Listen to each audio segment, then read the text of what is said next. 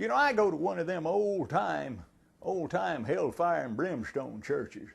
Mount St. Helens Baptist Church up in Crabapple. Yes, sir. That's one of them churches where they believe in baptize first and ask questions later, if you know what I mean. And I like that church. I've been going there a long time, but the only problem is the preacher has a tendency to get a little too long-winded for me. You know, I told him one day, I said, "Preacher, to me, preaching a sermon is just like driving a nail."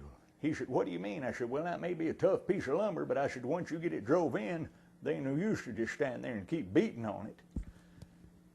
You know, I told him one day it was, I don't know how long his sermon was.